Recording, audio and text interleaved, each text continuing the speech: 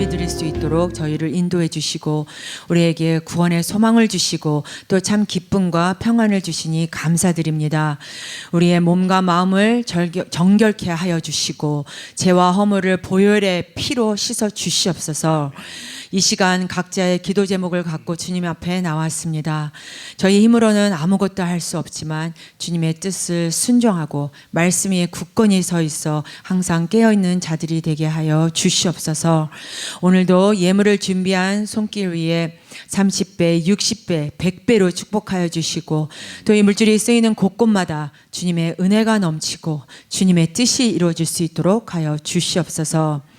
이 시간 말씀을 전할 때 주의 종의 입술에 기름을 부으사 말씀의 능력과 지혜와 권능을 더하게 하시고 말씀을 듣는 성도님들에게 하나님의 그 깊은 뜻을 깨달아 언제나 성령의 인도하심에 순종하는 자들이 되게 하여 주시옵소서. 예수님의 이름으로 간절히 기도합니다. 아멘. 오늘 말씀은 고린도 후서 4장 16절에서 18절까지 되겠습니다. 고린도 후서 4장 16절에서 18절 말씀입니다. 그러므로 우리가 낙심하지 아니하노니 겉사람은 후패하나 우리의 속은 날로 새롭도다. 우리의 잠시 받는 환난에 경한 것이 지극히 크고 영원한 영광에 중한 것을 우리에게 이루게 함이니 우리의 돌아보는 것은 보이는 것이 아니요 보이지 않는 것이니 보이는 것은 잠깐이요 보이지 않는 것은 영원함이니라. 아멘. 아멘. 오늘 말씀의 제목은 보이는 것에만 주목하지 말자라는 제목을 갖고 우리가 함께 은혜를 받기를 원합니다. 오늘날 수많은 사람들은 자신이 보고 싶은 것만 보고 또 듣고 싶은 것만 듣고 하고 싶은 것만 하는 것이 삶의 전부라고 생각합니다. 그래서 정작 가장 중요하게 관심을 가져야 할 일들에 대해서는 낙관만 하다가 때를 놓쳐 가장 귀중한 것을 잃어버리는 일들이 얼마나 많은지 모릅니다. 그런데 오늘 본문에 등장하는 사도 바울은 눈에 보이는 것을 잡으려고 살아가는 사람이 아니라 보이지 않는 것을 위해 살아갔습니다. 비록 그의 겉모습은 나이가 들고 또 무릎에 힘이 없고 또 예전처럼 힘도 다 빠지고 이렇게 힘든 가운데 있었지만 그의 속사람은 날로 새로워졌기 때문입니다. 여러분, 세상 사람들은 눈에 보이는 겉사람을 소중하게 중요시하며 살아갑니다. 그래서 물질과 또 명예와 그 위치를 중요하게 생각합니다. 하지만 사도 바울은 다른 사람들이 자신을 바라보는 것에 대해서 집중하지 않고 오히려 우리가 볼 수 없는 세계, 오직 믿음으로만 볼 수 있는 천국을 바라봄으로 모든 것을 인내하며 견딜 수 있었으며 승리할 수 있게 된 것입니다. 그리고 보이지 않는 환경 가운데 있지만 예수 그리스도를 끝까지 쫓아가라는 것입니다. 답답하고 절망적인 환경들 가운데 있지만 예수 그리스도를 온전히 바라보라는 것입니다. 솔직히 이 세상에서 고난과 고통을 받지 않는 사람은 단 한 사람도 없습니다. 그러나 모든 것에는 끝이 있습니다. 오늘 본문 17절을 다시 한번 보겠습니다. 우리의 잠시 받는 환난에 경한 것이 지극히 크고 영원한 영광에 중한 것을 우리에게 이루게 함이니. 인간적인 입장에서 보면 고난은 힘들고 어려운 것이지만 장차 복음을 통해 얻게 될 하나님 나라의 영광에 비하면 그 고난은 아무것도 아닙니다. 우리 아기를 낳은 이렇게 어머님들은 다 아시지만 산모가 아이를 낳을 때는 죽을 것처럼 힘들지만 갓난아 그 아이가 태어났을 때 그 모든 산통을 싹 다 잃어버린 것 같이 잠시 이 세상에서 고난을 당하지만 장차 우리가 하나님 나라에서 영원히 누리게 될 영광과 비교하면 이 고난은 아무것도 아님을 사도 바울은 고백합니다. 그리고 본문 18절에서 믿음의 눈으로 바라보는 대상이 보이는 것이 아니라 보이지 않는 것이다.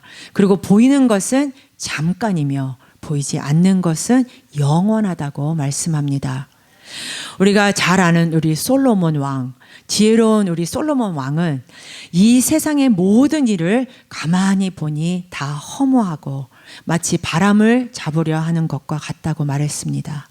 왜냐하면 지금 눈에 보이는 것들은 잠시 있다가 사라질 것들이기 때문입니다.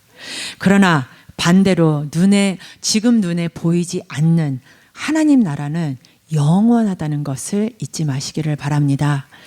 오늘 말씀을 준비하면서 저는 생각할 때 과연 사도 바울은 무슨 찬송을 불렀을까 하는 질문이 떠올랐습니다.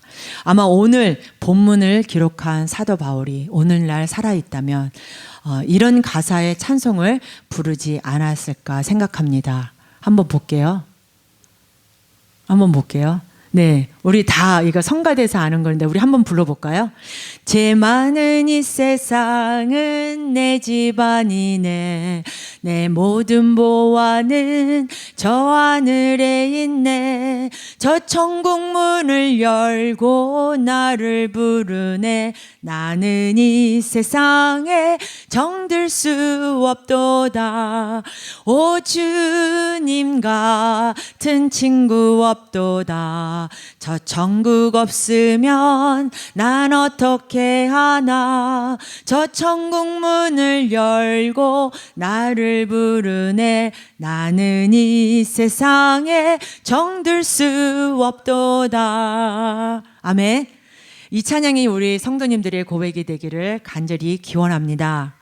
사람들은 눈에 보이는 이 땅에 소망을 두고 살아갑니다. 그러나 우리 성도님들은 잠시뿐인 이 세상에서 나그네로 살아가는 영적 순례자들이 되시기를 소망합니다. 고린도후서 5장 1절을 보면 사도 바울은 우리가 이 세상에서 사는 삶은 땅에 있는 장막집으로 비유했습니다. 여기서 이 집은 땅에 속한 우리의 육체를 의미합니다. 이 육체는 시간이 갈수록 유한하고 나이를 먹고 병이 들면 반드시 무너집니다. 그리고 죽음으로 땅에 묻혀 흙으로 돌아갈 것입니다. 그러나 사도 바울은 성도의 삶이 죽음으로 끝나지 않고 하늘에 있는 영원한 집이 우리에게 있다고 선포합니다. 이 집은 하나님께서 하늘에 속한 성도들에게 덧입혀 주시는 부활의 몸입니다. 우리는 이 영광스러운 몸을 입고 천국에 입성하게 됩니다. 그럼 우리에게 이러한 천국 소망이 있습니까?